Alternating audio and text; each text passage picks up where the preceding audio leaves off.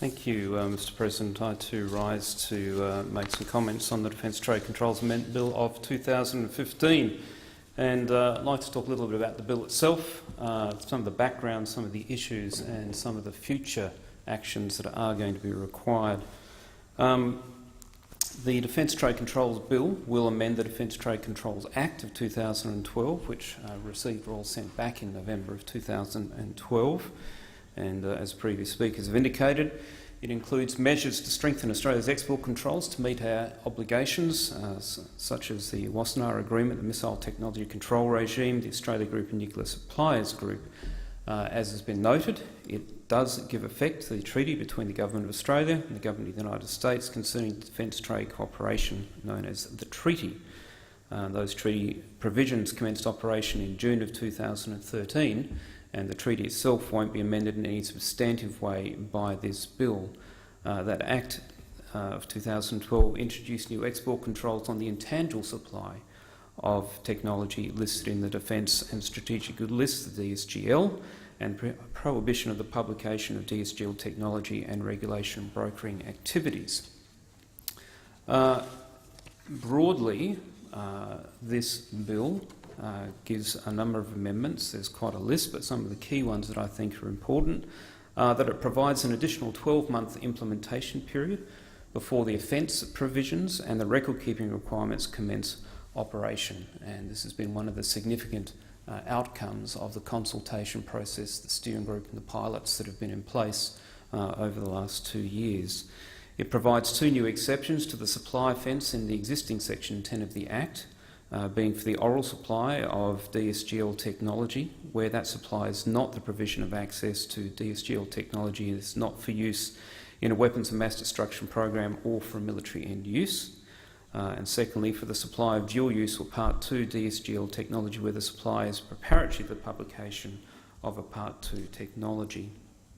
It also extends the exception to the offence to supplying DSGL technology without permit to or from certain members of the government, secure and law enforcement organisations, and importantly,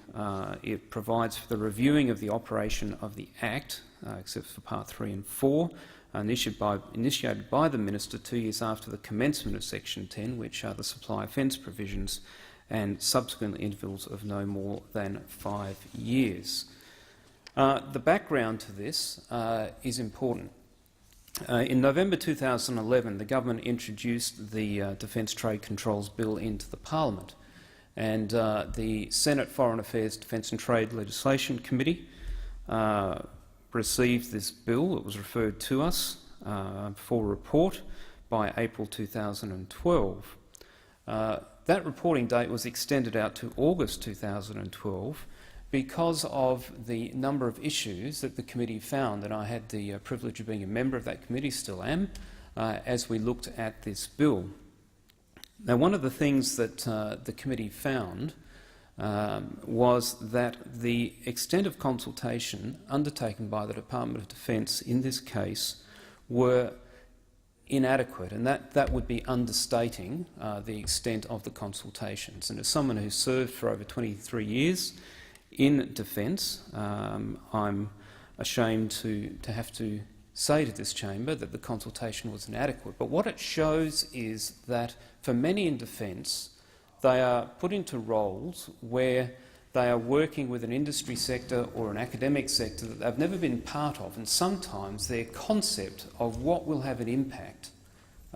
is not informed by their own life experience, which is why consultation is so important. It's important to not just transmit information, but to provide real opportunities to listen and understand what the practical impact of measures that this place legislates is going to be, whether on industry or on academia. So having dealt with that and essentially given it back to Defence to say you need to go away and do more consultation, various measures such as the steering group, the pilot programs and other things were put in place. The committee particularly recommended the 24-month transition period during which the offence provisions would not take place and that further consultation would occur, because one of the really clear things was that in theory we could put forward a bill, in theory we could talk about what it might look like, but until the stakeholders involved actually had the opportunity to work with the active support of Defence to see how these provisions would work in practice, then there was clearly a transition period that they needed to actually put in place their systems and processes, and a couple of pilot studies were particularly useful in the academic space to do this. That's one of the reasons that we've so clearly supported, and I'm glad to see the amendments support a transition period beyond the introduction of this particular amendment bill, because it is important.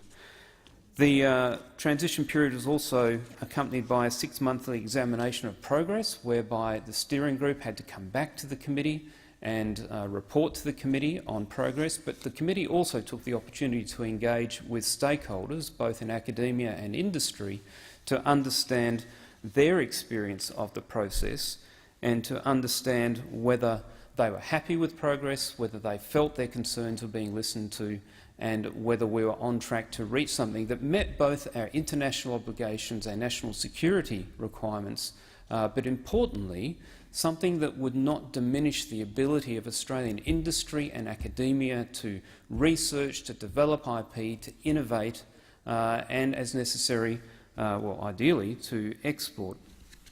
Now, where we've reached at the moment is that that process has led to this bill,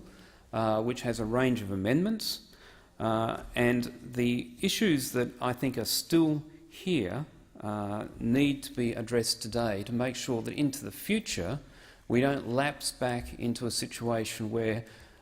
legislation and regulations are put in place that don't engage in a proactive way the stakeholders who will be affected by this legislation. So these amendments, it was a tight time frame. That's been acknowledged by each of the people who submitted to the committee's latest inquiry into it. But generally speaking, of the 30 written submissions that were received to DECO, it had 30 written receives to its own public consultation process, as well as submissions to the committee. People were happy with the fact that the style of consultation, the level of consultation was appropriate. Whilst on one hand we have a number of people who've indicated that they're comfortable with the amendments and they strike the right balance between protecting Australia's national security interests and allowing scientists to go about their work with other scientists and industry around the world. That was a comment by UNSW, and University of Sydney made similar comments that the measures will significantly reduce the compliance burden for universities, their researchers, support staff, and deliver a regulatory framework that is much better targeted at activities that present real risks to national security. The resulting regulatory regime will be of greater overall benefit and more cost-effective for government, industry and the public sector research community. Those are positive things, and they demonstrate that the work of this Senate and its committees can deliver an outcome or a process that, when followed, gets better outcomes. But there are still a number of people who submitted that they had concerns in the areas, for example, around clarity of definitions in both the Defence and Strategic Good List itself and the Act, which they put forward could lead to some difficulty for researchers and industry in knowing the scope of coverage of the permit regime and determining whether the activities were controlled or not. There's also the issue of consistency with other jurisdictions. There was a concern expressed by people that the offences in the amended Act would still be more restrictive than those in equivalent legislations in the UK and the US. I note that the majority of people who raise concerns in this kind of area and the definition still support the passage of the bill, but have highlighted that it's not perfect and there are still concerns. The burden of implementation was another concern. But what all these lead to is that just as at the start of this process, we found that the only way we could approve this bill and move forward was to have a transition process that was accompanied by meaningful engagement and consultation with a willingness to amend and improve regulations so that the impact on stakeholders was both academically, intellectually and economically affordable. The implementation of these amendments means that we still need to have those ongoing consultations. So in the future, not only do we have this 12-month implementation period, I think the offence provisions do need to be suspended for that period while people work through. But importantly, the thing that I note is that we had very strong and rigorous representation from the academic sector. Universities Australia and a number of individual universities have been very strong in engaging with the Chief Scientist and Steering Group, and that's been welcome. We have had submissions from a number of large industry groups, but I know through my own experience that a lot of the innovation and work done in Australia's defence sector is through SMEs, and it concerns me that the level of representation in consultations from the SME sector was so low, despite the fact that the committee specifically issued invitations and requests for information to a broad range of stakeholders. Now, what that says to me is that a number of the smaller players in Australia's defence industry and manufacturing sector aren't necessarily fully across the scope and the implications of what this whole Act and the amendments may mean. That, to my mind, makes it even more important that not only do we have this transition period where the offence provisions don't take effect, but the consultation needs to reach out in a very focused way, not just to the academic sector, who've been very robustly engaged, but it needs to have a real targeted focus on the SMEs and a willingness that where problems are identified with the implementation, that the government, and I encourage the opposition to support, will have a willingness to say, how do we need to make further amendments if required, so that we embed this, meeting our obligations internationally, meeting our national security requirements, but in a way that still enables research and innovation in our technology sector to not only survive but thrive in Australia, so that we can create not only the technology we need for our defence sector, but also the jobs, the research, the opportunities for young people to contribute to this important and growing sector within Australia. So I do support these amendments to the Act.